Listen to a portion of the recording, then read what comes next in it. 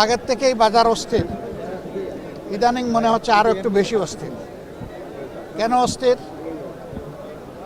মাঝখানে জ্বালানি সমস্যা ছিল, তার সাথে চাঁদার যন্ত্রণা ছিল, এই দুইটা মিলেই বাজার অস্থির হয়। এটাও আমরা জানি যে ঘাটে ঘাটে সিন্ডিকেট, এটাও আমরা জানি এই যে একটা বিশাল আড়ত মার্কেট আছে, এখানে যে দোকানগুলো আছে, দোকানগুলা স্বস্তিদায়কভাবে যারা ব্যবসা করে তারা পায় না। এখানেও দখলদারিত্ব আছে, এখানেও নীরব চাঁদাবাজি আছে, কিন্তু মুখ ফুটে কেউ কথা বলতে চায় না, সবার মুখ চেপে রাখা হয়েছে। কারা করে এই চাঁদাবাজি? আফ্রিকার জঙ্গল থেকে এসে কেউ করে না, এখানেই আমাদের সাথে চলাফেরা করে, উঠা বসা করে, বসবাস করে এই লোকেরা এইগুলা করে। তাদের পরিচয় আমরা সবাই জানি। বিগত সংসদের শেষ অধিবেশনে, বিগত অধিবেশনের শেষ দিবসে আপনারা শুনেছেন, আমি পরিষ্কার বলেছি যে সংসদের 300 জন সদস্য যদি সিদ্ধান্ত নেয় যে বাংলাদেশে চাঁদাবাজি হবে না, তাহলে কেউ করার সাহস পাবে না। কিন্তু এরাই যদি আশ্রয় প্রশ্রয় দেয়, তাহলে চাঁদাবাজি বন্ধ করা অসম্ভব। আমরা চাই চাঁদাবাজিটা বন্ধ হোক। আপনারা চান কিনা সবাই? কারণ সাংবাদিক হই, ব্যবসায়ী হই, ভোক্তা হই, সাধারণ নাগরিক হই, আমাদেরকে তো বাজারে আসতে হয় পণ্য কেনার জন্য। আমি না হয় একটা পণ্যের ব্যবসা করি, কিন্তু আরও 100টা পণ্য যে আমার কিনা লাগে, ওখানে গিয়ে তো আমাকে বিড়ম্বনার শিকার হতে হয়। মানুষের না বিশ্বাস, বিশেষ করে স্বল্প আয়ের মানুষ যারা, তাদের অবস্থা এখন বেঁচে থাকাই তাদের জন্য কঠিন হয়ে গেছে। আমাদের নাগরিক দায়িত্ব, জনগণ আমাদেরকে ভোট দিয়েছে, এখানে এই আসনের এমপি সাহেবও আছেন, আমি আছি, আমাদের ঢাকা মহানগরী উত্তরের আমির সেলিমউদ্দিন সাহেব আছেন, আমাদের নির্বাহী পরিষদের সদস্য জনাব মোবারক হোসেন সহ আর অনেকেই আছে। আমরা আজকে মহড়া দিতে আসি, অ্যাকচুয়ালি বাজারটাকে বুঝতে এসেছি। আমি গত 9 তারিখ জাপান সফর শেষে যখন দেশে ফিরি, তখন এয়ারপোর্টে আপনারা অনেকে ছিলেন। সেখানে একজন বন্ধু প্রশ্ন করেছিলেন, সাংবাদিক বন্ধু, যে বাজার অস্থির, মানুষের জীবন এখন অতিষ্ঠ হয়ে উঠেছে, আপনারা এই ব্যাপারে কি করবেন, কি বলবেন? আমি বলেছিলাম যে আমি বাজারে না গিয়ে কথা বলব, আমি সেই বাজার দেখতে এসেছি, আড়ত বাজারে এসেছি, খুচরা বাজারেও যাব, এবং মুকাম যেখান থেকে উৎস সেখানেও আমরা খবর নেব, যাব দরকার নিয়ে আমরা অবশ্যই কথা বলব। আমরা গভীরভাবে যেটা বিশ্বাস করি, জায়গায় জায়গায় মধ্যস্বত্বভোগী, সিন্ডিকেট এবং চাঁদাবাজির কারণে এখানে যারা ব্যবসায়ী আছে তারাও কিন্তু ভালো ব্যবসা করতে পারে। আমরা যারা ভোক্তা আছি, আমরা ন্যায্য মূল্যে আমাদের পণ্যগুলো পাই না। কৃষক তার মূল্যের, তার মানে উৎপাদিত মূল্যের ন্যায্য মূল্য পায় না, মাঝখানে অন্যদের পেটে ঢুকে যায়। আমরা ওইটা ভাঙতে চাই। কোন দিন ভাঙতে পারবো আল্লাহ ভালো জানেন, কিন্তু আমাদের লড়াই শুরু হয়েছে, এই লড়াই চলবে, আমরা থামব না। আমাদের আওয়াজ, আমাদের প্রতিবাদ, আমাদের দাবি সংসদের ভিতরে এবং বাইরে সব জায়গায় অব্যাহত থাকবে।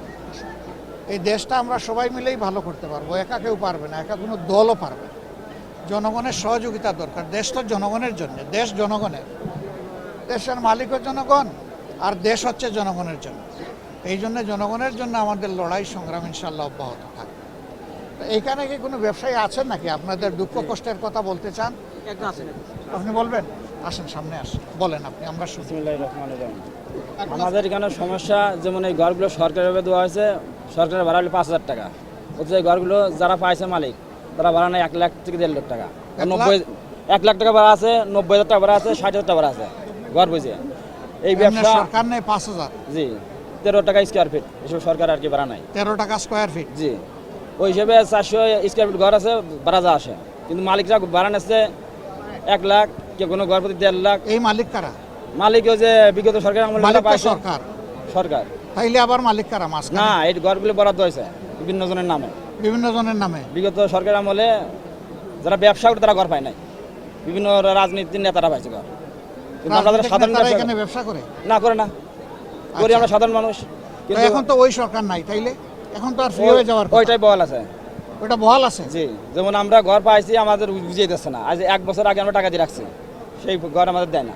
কালি আমরা ডিসি অফিসে আসছি, ঘুরাইতেছে, আজ না কালকে ঘুরাই দেয় না।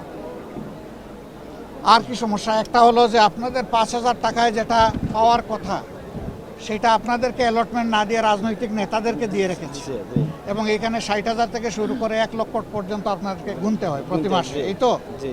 আর কোনো সমস্যা? আর সমস্যা আছে যেমন নীরবে চাঁদাবাজি হয়, এগুলো আমরা বলতে পারবো না। ঠিক নীরবে আছে? কোন চাঁদাবাজি এটা আবার? হয় যেমন বিভিন্ন ঘরের থেকে টাকা নেয়, আছে ঘর দখল করে খায়, ঠিক আছে, এরকম কিছু আছে। ওইটা কি ওই 60,000 1 লাখের বাইরে? হ্যাঁ, ওগুলো বাইরে, মানে ওগুলো আমাদের দোয়া লাগে না, কিছু ঘর এরকম আছে আর কি, ওই টাকাগুলো তারা নেয়।